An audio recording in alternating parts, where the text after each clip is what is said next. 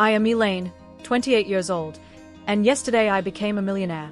My Aunt Vivian left me everything. $2 million, her Victorian mansion, and her business. Shares. I was still processing my grief when they walked in. My parents, the same ones who abandoned me 15 years ago without a goodbye. They smiled like no time had passed. "We are your guardians," my mother announced sweetly. Then my lawyer entered the room and their faces turned ghostly pale. Before we dive into this wild story, let me know where you are watching from in the comments. Hit that like button if you have ever had to deal with toxic family members, and subscribe to join our storytelling community. I remember a time when my life was normal until I turned 13. I lived in a modest 2-bedroom apartment with parents who seemed to love me. Dad worked as a sales manager at a local car dealership, and Mom taught 3rd grade at the elementary school nearby. We were not rich, but we had enough. Friday movie nights with microwave popcorn, summer camping trips in our second-hand tent, Christmas mornings with hot chocolate and cinnamon rolls. But there were signs I was too young to recognize. The hushed arguments behind closed doors that grew more frequent. The mysterious phone calls my father would take outside. The increasing number of overtime shifts that left him coming home smelling like cigarettes and alcohol instead of car polish. My father had always enjoyed an occasional poker game with friends. It seemed harmless at first. Then his friendly games evolved into weekend trips to Atlantic City. I overheard my mother crying one night, begging him to stop before we lost everything. He promised he would, but promises were like loose change to my father, easily spent and quickly forgotten. Mom changed, too. Her bright smiles dimmed. She called in sick to work more often, spending days in bed with the curtains drawn, the refrigerator emptied. And when I asked about grocery shopping, she would snap at me to make do with what we had. Some days she would stare at me as if trying to memorize my face, then break into tears and lock herself in the bathroom. I tried to be perfect. I kept my grades up, cleaned the apartment without being asked, and never complained about wearing the same clothes until they were threadbare. I thought if I could just be good enough, everything would go back to normal. The day they left remains carved into my memory with painful clarity. It was a Tuesday in October, unusually cold for early fall. I woke up late because Mom had not come to remind me about school. The apartment felt different immediately. Too quiet, too empty. Their bedroom door stood open, which was strange because Mom always kept it closed during her bad days. The closet doors gaped open too, half the hangers empty. Their dresser drawers pulled out. Only a few forgotten socks remaining. On the kitchen counter, I found a single-page note in my mother's handwriting. "Elaine, we cannot do this anymore. Your Aunt Vivian will take care of you. We are sorry." Just like that, 13 years reduced to 16 words. I called my mother's cell phone repeatedly, each unanswered ring making my chest tighter. I tried my father's number, but it had already been disconnected. I searched for address books, emergency contacts, anything that might help me understand what was happening. I had met Aunt Vivian only twice before. She was my father's older sister, a stern businesswoman who lived in a different state. She never married, never had children, and according to my parents, never approved of their lifestyle. I had no way to contact her, and no idea if she even knew what my parents had done. I spent that night alone, afraid to tell anyone what had happened. What if they put me in foster care? What if my parents came back and I was gone? I survived on cereal and cried myself to sleep on the living room couch waiting by the phone. On the second day, our landlord knocked, demanding the overdue rent. When I told him my parents were away, he eyed me suspiciously and mentioned something about calling social services. On the 3rd day, I finally called my school counselor, who immediately involved Child Protective Services. The social worker who came, Miss Dawson, had kind eyes and a voice that reminded me of warm blankets. She made calls, pulled strings, and somehow located Aunt Vivian. "Your niece has been abandoned," I heard Miss Dawson say into the phone. "The alternatives are foster care," or there was a long pause. "I understand it is sudden, but she has no one else." Another pause. "Tomorrow morning would be best. She cannot stay in the apartment alone another night." Aunt Vivian arrived the next day in a sleek black car that looked out of place in our neighborhood. She wore a charcoal gray suit and pearls her silvestree, hair pulled into a tight bun. Her expression when she saw me was not one of joy or even pity. It was determination mixed with resignation. "Pack what you can carry," she instructed, her voice clipped but not unkind. "The rest can be shipped later." The social workers handled the paperwork, while I filled a single suitcase with clothes and stuffed my backpack with photo albums and my favorite books. I left behind my childhood bedroom with glow-in-the-dark stars still stuck to the ceiling. The drive to Aunt Vivian's house took 3 hours. She did not speak much except to ask if I was hungry or needed a bathroom break. I stared out the window, watching my world literally drive away in the rearview mirror. The legal guardianship process was complicated. There were court appearances, interviews with judges, more social workers, and psychological evaluations. Through it all, Aunt Vivian remained steadfast, if not particularly warm. She hired excellent lawyers and never once suggested sending me elsewhere, even when the process became lengthy and difficult. My parents never showed up to any hearing. The court tried to locate them to terminate their parental rights officially, but they seemed to have vanished completely. It was as if they had never existed. The abandonment left wounds that therapy could only partially heal. For years, I would wake up in the middle of the night, convinced I had heard the front door open, that they had returned to explain it was all a terrible mistake. I wrote letters I never sent because I had no address to send them to. I scanned crowds in shopping malls. Sure, I had glimpsed my mother's profile or my father's distinctive walk. The therapist, Aunt Vivian, hired Dr. Freeman, helped me understand that their leaving had nothing to do with me. Adults make adult decisions based on adult problems. She would say, children blame themselves because it gives them a sense of control. If it was your fault, you could fix it, but this was never yours to fix, Elaine. Logical words that my heart refused to accept for many years. As time passed, my desperate search slowed. By my 18th birthday, I had stopped looking back every time someone called my name in public places. By 20, I had stopped drafting imaginary conversations for our reunion. By 25, I had accepted that the parents I knew were effectively gone forever. Through it all, Aunt Vivian remained not warm, not affectionate, but dependable, rock solid. She never once broke a promise, never missed an appointment, never failed to provide what I needed. It was a different kind of love than what I had lost, but it was real. Moving into Aunt Vivian's home was like being transplanted to a foreign country. Her Victorian mansion sat on 2 acres of meticulously landscaped grounds with a wrought iron fence surrounding the property. My bedroom was larger than our entire former apartment, with heavy velvet curtains and an antique 4-poster bed that made me feel like I had stepped into a period drama. The rules were numerous and strictly enforced. Breakfast at 7 sharp, beds made before leaving for school. No shoes on the hardwood floors. Piano practice for 1 hour daily, whether I showed talent or not. Homework completed at the desk, not on beds or couches. Dinner conversation must include at least 1 current event topic and 1 personal achievement. No television on weeknights. I broke every rule in the first month, testing boundaries, perhaps unconsciously hoping to be sent away before I could be abandoned again. But Aunt Vivian never threatened to get rid of me.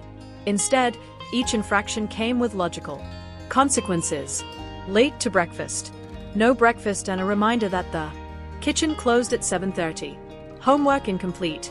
My weekend plans were cancelled until assignments were finished to her satisfaction.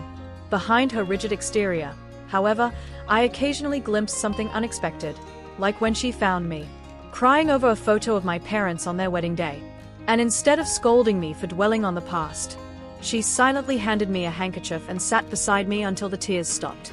Or when I failed a math test, despite studying for hours, and she hired a tutor rather than criticizing my intelligence. Aunt Vivian had built her fortune from a small inheritance, turning a local houseware store into a chain of 30 upscale home decor boutiques across 3 states.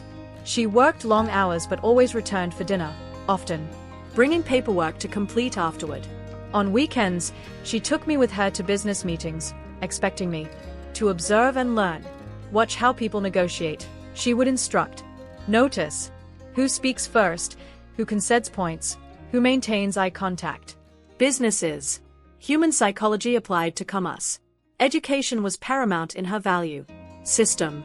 When the local public school proved inadequate, she enrolled me in Westfield Academy, a private school with small classes and high expectations. The transition was difficult.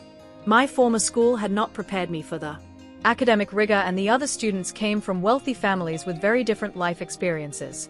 I struggled with the coursework initially, spending hours at my desk while trying to catch up. There were nights I wanted to give up, convinced I would never belong in this world of privilege and preparation. But Aunt Vivian would not accept surrender. Your circumstances changed through no action of your own, she told me one night when I was sobbing over geometry proofs. But your response to those circumstances is entirely your choice.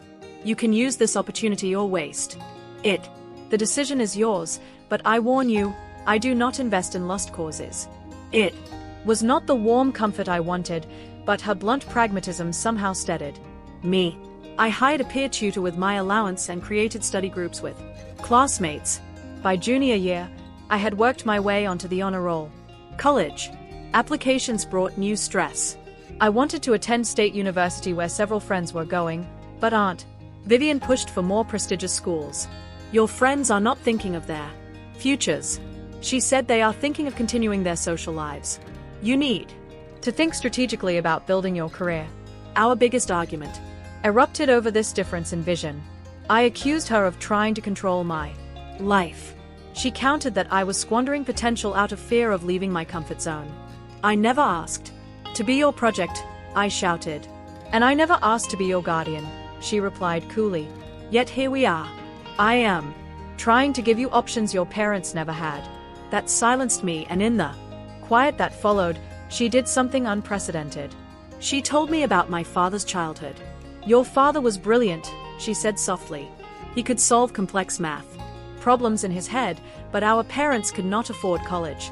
He worked at the gas station instead while I got the scholarship. He resented that for years.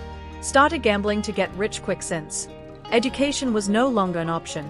Your mother was the same, bright but limited by circumstances. I am trying to break that cycle for you. It was the first time she had spoken of my parents without judgment or anger.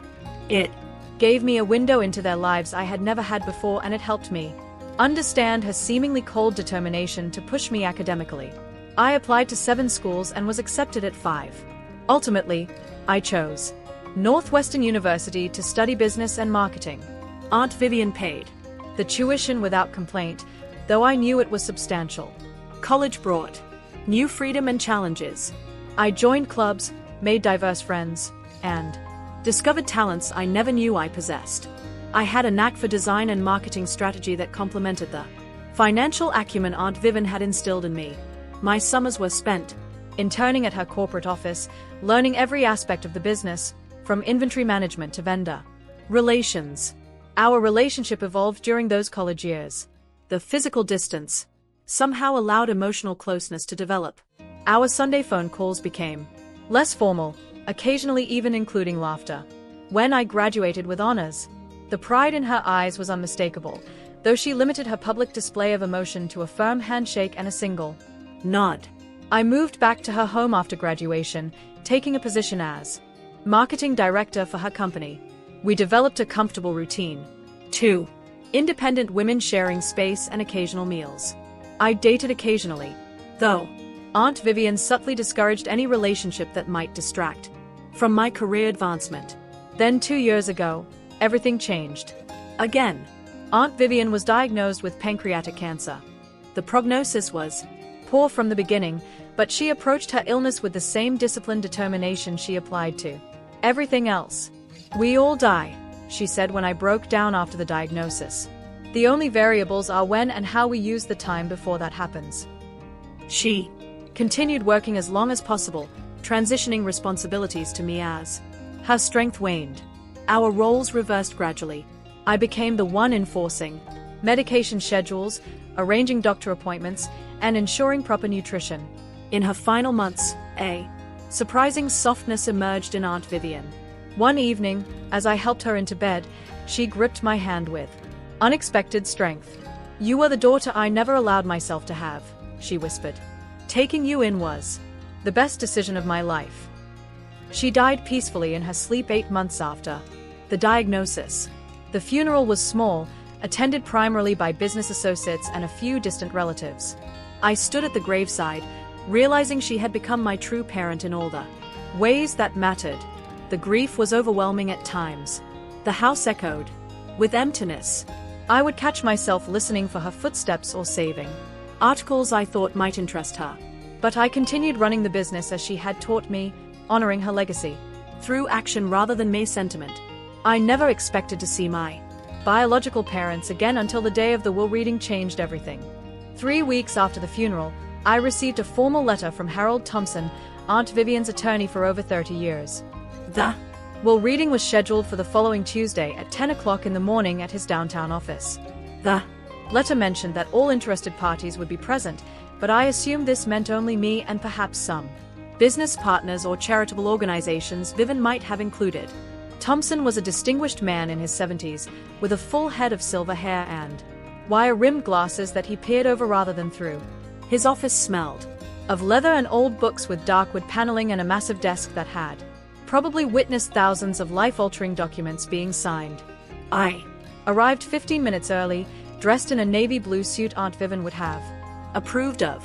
Thompson greeted me warmly, expressing condolences again before mentioning that we were waiting for a few others before beginning. I sat in one of the leather chairs, flipping through a business magazine without absorbing any of the content. The door opened and I looked up, expecting to see one of Vivian's executives. Time seemed to stop. Standing in the doorway were 2 people I had convinced myself I might never see again. My parents. My father had aged dramatically. His once thick, dark hair was now thin and completely gray. Deep lines carved paths from his nose to his mouth, and his shoulders slumped forward as if carrying an invisible weight. He had gained at least 50 pounds. His once athletic frame, now soft and round. My mother looked even more altered. Her blonde hair was cut in a severe style that did not flatter her face, which had grown thin and angular. Dark circles shadowed her eyes, and when she smiled, it did not reach them. She wore a dress that might have been fashionable a decade ago, and she clutched her purse with white-knuckled intensity. "Illa," my father said, his voice rougher than I remembered. "Look at you, all grown up." They moved toward me, and I found myself rising on unsteady legs. My mother reached for an embrace that I could not return. I stood stiffly as her arms encircled me. The scent of a perfume, both familiar and alien. "We have been trying to find you," my mother said, stepping back to examine me. "You look so much like your aunt now. So sophisticated. How did you know about today?" I managed to ask, my voice sounding strange to my own ears.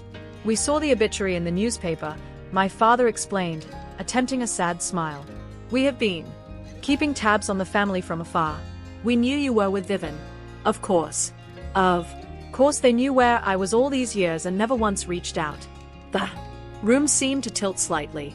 "Please sit down," Thompson interjected, gesturing to the chairs. "We have one more person joining us before we begin." An older woman I recognized as Vivian's housekeeper, Mrs. Bentley, entered the room. She had worked for Aunt Vivian for over 20 years and had been kind to me in her reserved way.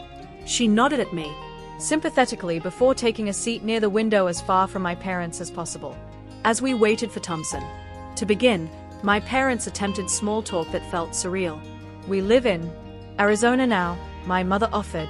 "The climate is better for your father's arthritis." "I manage a convenience store," my father added. "Nothing fancy, but it pays the bills." I nodded mechanically, unable to formulate responses. Inside, my emotions churned violently. Anger, confusion, hurt, and a treacherous flicker of longing all battled for dominance. Thompson cleared his throat and opened a thick folder. "We are here to execute the last will and testament of Vivian Eleanor Hughes," he began formally. "I will summarize the key provisions before providing copies to the relevant parties." My parents leaned forward slightly, an almost imperceptible movement that suddenly made their presence at this reading crystal clear. They had not come for closure or Reconnect Ion. They had come for money. Thompson adjusted his glasses. To my niece, Elaine Margaret Winters, I leave the entirety of my estate, including but not limited to the property at 347 Lakeview Drive, all its contents, and the surrounding 2 acres of land. My full ownership share of Hughes Home Collections valued at approximately $12 million. All bank accounts, investment portfolios, and retirement funds, totaling approximately $2 million in liquid assets, my personal effects, including jewelry, artwork, and automobiles, and all intellectual property related to my business ventures. The room fell silent. I had expected to inherit something, but the scope of the bequest was overwhelming. Aunt Vivian had been wealthy, but I had not realized just how substantial her estate truly was. My father coughed lightly. Excuse me, Mr. Thompson. Is there anything else? Thompson looked at him over his glasses. There are some smaller bequests to longtime employees, he said, nodding toward Mrs. Bentley, and detailed instructions regarding charitable donations to be made annually from the business profits. But the bulk of the estate passes to Elaine, as I have stated. My mother's smile tightened. Well, this is quite a responsibility for someone so young, she said, patting my hand in a gesture that felt invasive, rather than affectionate. Fortunately, as her parents, we are in a position to help. Thompson raised an eyebrow but said nothing. Legally speaking, my father added, with forced casualness, since Elaine was a minor when Vivian took her in, and there was never any formal termination of our parental rights, we remain her legal guardians. We would be happy to assist with managing these assets until Elaine has more life experience. The panic that shot through me was visceral and immediate. After 15 years of silence, they wanted to control my inheritance. I opened my mouth to object, but Thompson spoke first. I believe there is some confusion about the legal status here, he said calmly. Perhaps we should continue this discussion tomorrow when I can have all the relevant documentation prepared. Shall we say 2 o'clock? My parents exchanged a quick glance before my father nodded. That would be fine. We are staying at the Westmorn Hotel downtown. We could meet for lunch. Before that, Elaine, to catch up properly. Before I could respond, Thompson stood. If you will excuse us, I need a few moments with Elaine to discuss some confidential matters related to her immediate responsibilities. My parents hesitated, clearly reluctant to leave without securing their position. We will see you tomorrow then, sweetheart, my mother said again, reaching for an embrace. I could not reciprocate. We have so much to talk about. As they collected their coats, my father handed me a business card with their cell phone numbers handwritten on the back. Call anytime, he said, day or night. We have 15 years to make up for. The door had barely closed behind them when I collapsed back into my chair, hands shaking. They cannot really have any legal claim, can they? I asked Thompson. The attorney's expression was grim. I think you should prepare yourself for a difficult conversation tomorrow, he said. Your aunt anticipated this possibility, but I need time to organize her contingency plans. Mrs. Bentley approached before leaving, squeezing my shoulder gently. Your aunt was a wise woman, she said quietly. Trust that she would never leave you unprotected. I left the office in a daze, ignoring 3 calls from my mother before I even reached my car. The childhood fantasy of my parents' return had finally come true, but instead of joy, all I felt was dread. Despite my better judgment, I agreed to meet my parents for dinner that evening. Thompson had advised waiting until our meeting the following day, but a part of me needed answers only they could provide. I chose a public restaurant, an upscale Italian place Aunt Vivian had favored for business meetings. They were already seated when I arrived, my father standing to pull out my chair with exaggerated courtesy. My mother had applied fresh makeup and styled her hair, looking more like the woman in my memories. We ordered a bottle of Pinot Noir, my father said. I remember your mother always enjoyed it. I do not drink wine, I replied, requesting water. Instead, it was a small boundary to establish, but it felt important to make clear I was not the child they had left behind. Awkward small talk dominated the first 20 minutes. They asked about my education, my job, my friends. I provided minimal answers while studying their faces for glimpses of the parents I had once loved. We owe you an explanation, my mother finally said, reaching for my hand. Across the table. I kept mine firmly around my water glass. What we did was wrong. We know that we were in a terrible place, my father continued. I had gambling debts that dangerous people were collecting on. Your mother was suffering from severe depression. We convinced ourselves you would be better off with Vivian. She had money stability. My mother added. We had nothing to offer but dysfunction. You had yourselves, I said quietly. That is all I wanted. My father looked down at his plate. I got help for my addiction. Been clean for 8 years now. Your mother found the right medication eventually. We have built a modest but stable life. We thought about reaching out so many times, my mother said, tears welling. But we were ashamed. And as more time passed, it got harder to know how to bridge that gap. You said you knew I was with Aunt Vivian. I said, how? They exchanged a glance before my father answered. We called social services about 6 months after we left. They confirmed you were with family and doing well. We checked every few years after that. The idea that they had made these periodic inquiries while never attempting actual contact made my stomach turn. They had eased their consciences just enough to move on with their lives. We have regretted our decision every day, my mother insisted, a tear sliding down her cheek. Seeing you now successful and beautiful, it breaks my heart that we missed watching you grow up. The way to deliver our entra, creating a brief reprieve from the emotional tension. When he departed, my father shifted the conversation. Vivian did well by you, he said, twirling pasta on his fork. Better than we could have, and now she has left you. Set for life. The house alone must be worth $2 million in today's market, my mother added casually. Plus the business. It is overwhelming for someone your age. I have been helping run the business for years, I stated flatly. Of course you have, my father said, soothingly. But there is a difference between helping and having full responsibility. The legal issues alone can be daunting, not to mention tax implications. My mother chimed in. Estate taxes can be crippling without proper guidance. I watched them carefully, noting how they alternated between emotional appeals and financial concerns. The pattern was becoming clear. We could help you, my father offered. We have had our struggles, but we have learned a lot about financial management the hard way. That is an interesting perspective from someone who abandoned his family over gambling debts. I observed my father flinched but recovered quickly. Those experiences taught me valuable lessons. I know all the pitfalls to avoid now. My mother leaned forward. We have a modest condo in Phoenix with a second mortgage. Medical bills have been difficult. Your father's arthritis treatment is not fully covered by insurance. What exactly are you asking for?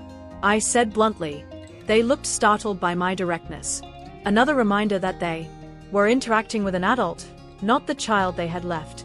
We are not asking for anything, my father said unconvincingly. We just want to be part of your life. Again, to help if we can. Though, if you wanted to help your parents get back on their feet, that would be a blessing, my mother added. Maybe pay off our mortgage. $70,000 would change our lives completely. Plus the medical bills, my father reminded her. Another $30,000 would clear those. I sat back, a cold clarity washing over me. So, $100,000 would solve your problems. They nodded eagerly. And what about my problems? I asked. The 15 years of wondering what I did wrong, the therapy bills, the nightmares. What is the price tag for those? My mother's tears flowed freely now. We know money cannot fix the emotional damage. We just want a chance to be a family again. A family that begins with a cash transaction, I noted. My father's expression hardened slightly. You have to understand our position. We made a terrible mistake. Yes, but Vivian was my sister. That fortune came from our family originally.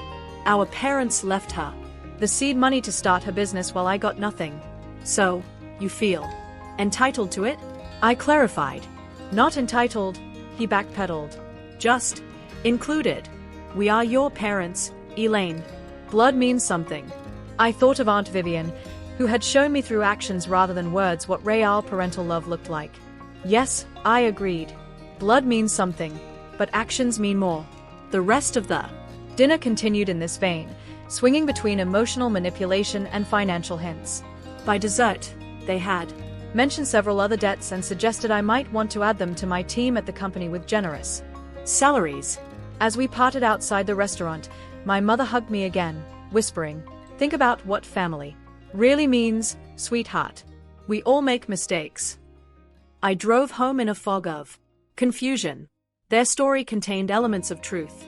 I remembered my mother's depression, my father's absences, but something felt rehearsed about their explanation, their convenient timing, their immediate focus on money. When I arrived home, there was a message on my answering machine from an unfamiliar number. "Miss Winters, this is Sandra Kelly. I worked for your parents 15 years ago at First National Bank." I saw their names in connection with Vivian Hughes's obituary and felt compelled to reach out. "Please call me before you make any agreements with them. There are things you should know." Sleep eluded me that night. I researched guardianship laws until my eyes burned.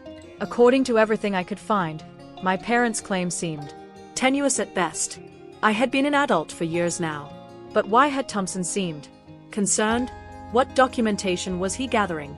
Around 3 o'clock in the morning, I found myself in Aunt Vivian's study, now mine, searching through her meticulously organized files. In a locked drawer I had never opened before, I found a folder labeled simply Winters. Inside was a history I had never known. I arrived at Thompson's office the following day, armed with the contents of Vivian's private file and my own sleepless research. My parents were already there, accompanied by a thin man with slicked back hair who introduced himself as Gerald Hoffman, their attorney. "Just a precaution," my father explained with a tight smile. "Legal matters can get complicated." Thompson greeted them cordially, but without warmth. His assistant brought in a cart loaded with several expandable files and a laptop. The atmosphere felt more like preparation for battle than a family discussion. "Before we begin," Thompson said, "I should clarify my role here. I am the executive of Vivian Hughes's estate and her personal attorney for the past 32 years.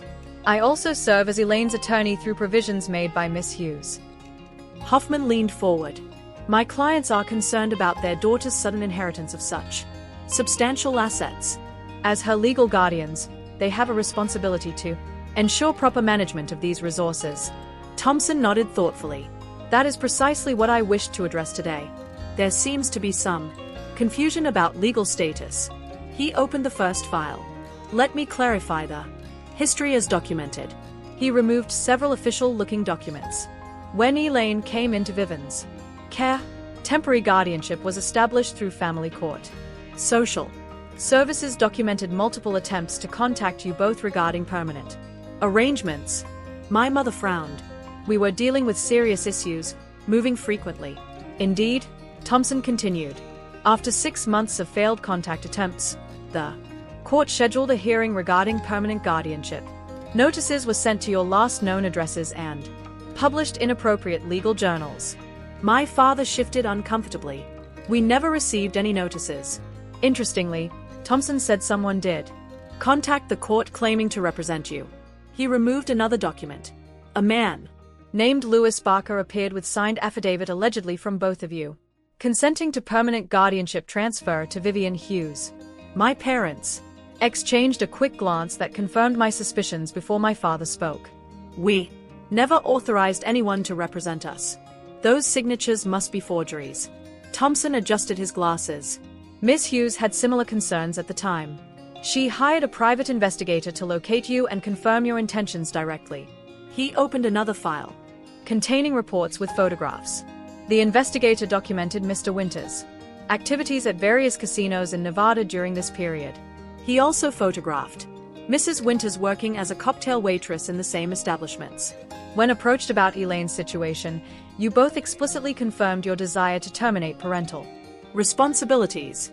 The color drained from my mother's face. My father's jaw tightened. Furthermore, Thompson continued relentlessly. The investigator documented a payment of $15,000 from Louis Barker to Mr. Winters the day after those affidavits were signed. That was an unrelated business transaction. My father protested weakly. Thompson ignored the interruption. Miss Hughes.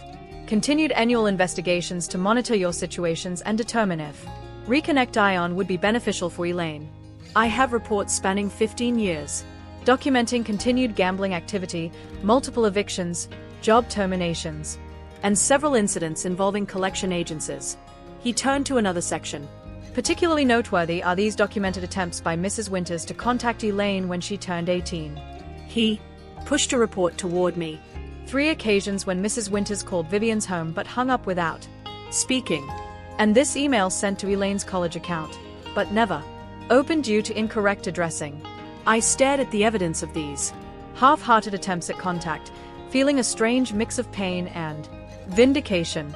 Most significantly, Thompson said, removing a sealed envelope, Vivian left this letter to be opened in exactly this circumstance. He handed it to me. The envelope bore my name in Aunt Vivian's precise handwriting. Perhaps you would like to read it privately, Thompson suggested.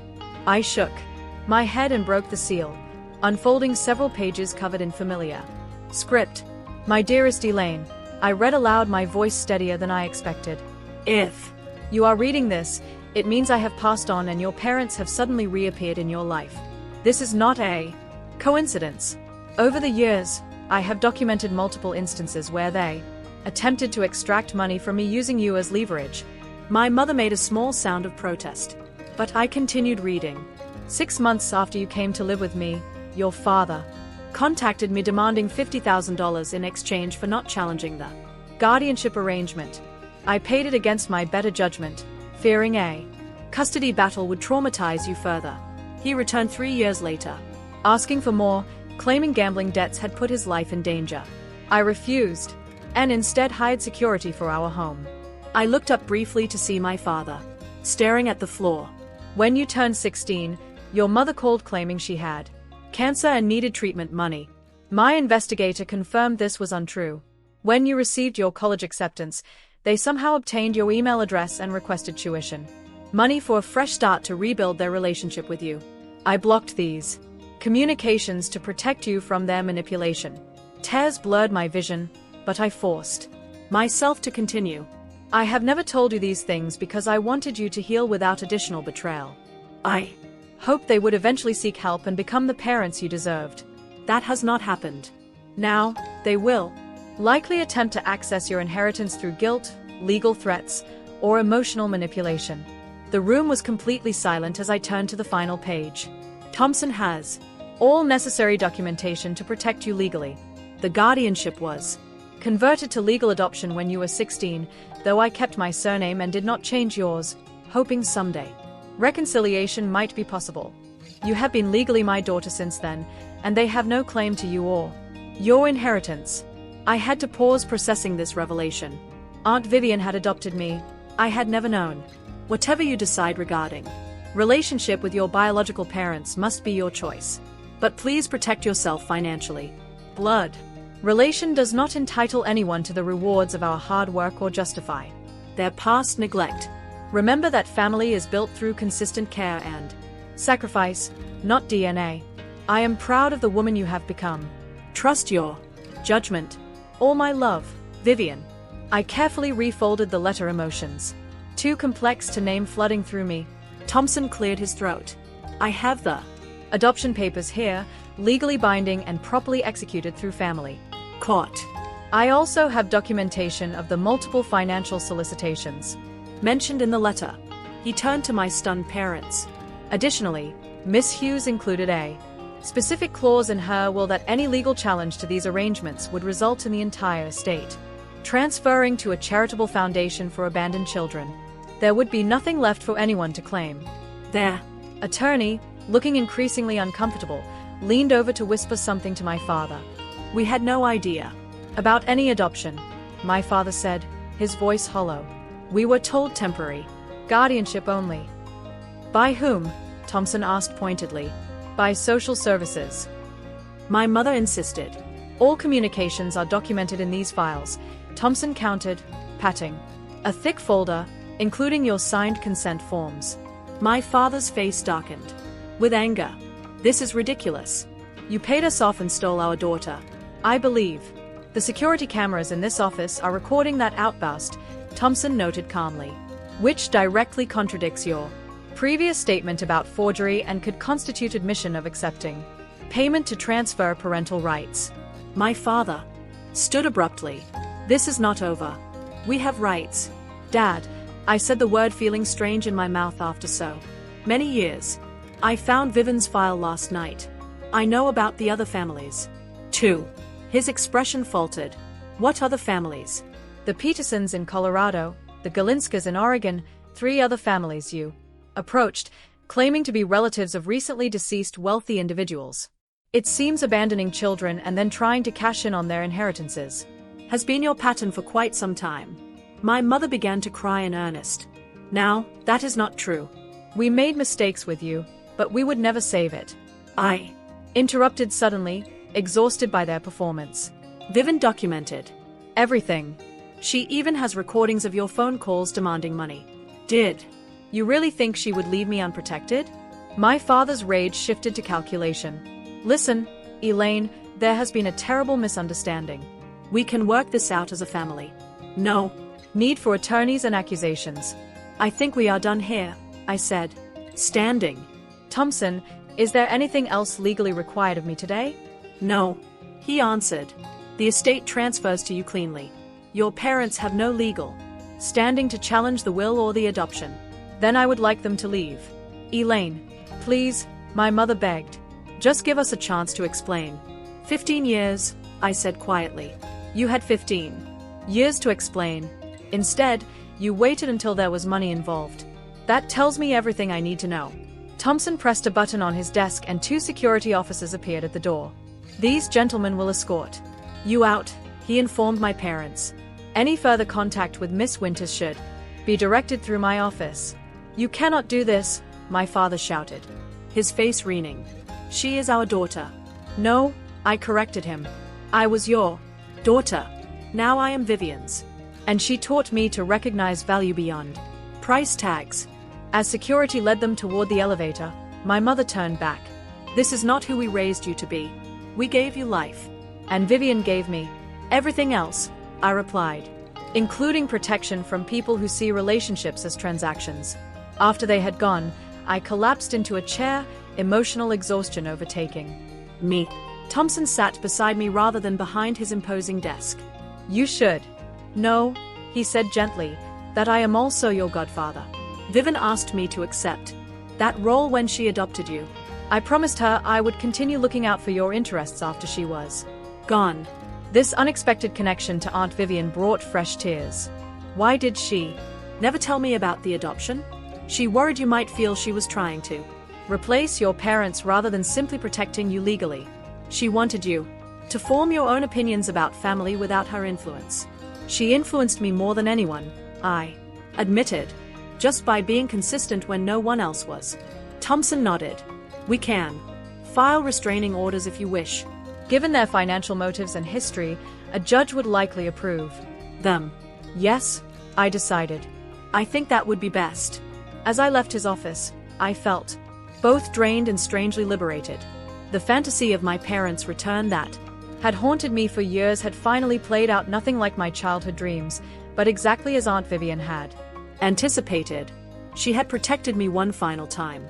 Despite the restraining order filing in process, my parents appeared at Aunt Vivian's house, now my house, that evening. I saw their rental car pull into the driveway as I was preparing dinner. For a moment I considered not answering the door, but a strange calm had settled over me since the meeting with Thompson. I needed this final confrontation. They rang the doorbell repeatedly until I opened the door, but remained on the threshold, blocking their entry. You cannot be here, I said firmly. A restraining order has been filed. We are still your parents, my father shouted, his earlier polish completely abandoned. You owe us the decency of a conversation without lawyers and security guards. I owe you nothing, I replied evenly, but I will give you 5 minutes to say whatever you came to say. Then you need to leave before I call the police. My mother pushed past me into the foyer, her eyes darting around to assess the home's interior. We just want to understand why you are being so cold, she said. We made a terrible mistake years ago, but we are trying to make amends now. By attempting to take control of my inheritance, I asked. That is an interesting approach to making amends. My father followed her inside despite my objection. That woman poisoned you. Against us, he spat. Vivian always resented me. She used you to hurt me. Vivian saved me. I corrected. She gave me stability, education, and self-respect. She taught me that love is shown through actions, not just words. We loved you. My mother insisted. We were sick. Depression is a real illness. Your father's gambling was an addiction. We needed help, not judgment. I was 13 years old. I reminded her, my voice finally breaking. I needed parents, not excuses. Do you have any idea what it was like to wake up and find you both gone? To wait by the phone for days, hoping you would call? To search the apartment for clues about where you had gone? My father looked away, unable to meet my gaze. I checked the mailbox every day for months. I continued, years of suppressed words finally pouring out. I kept thinking you would at least send a birthday card or Christmas present, some sign that you remembered I existed. We thought about you every day, my mother said, tears streaming down her face.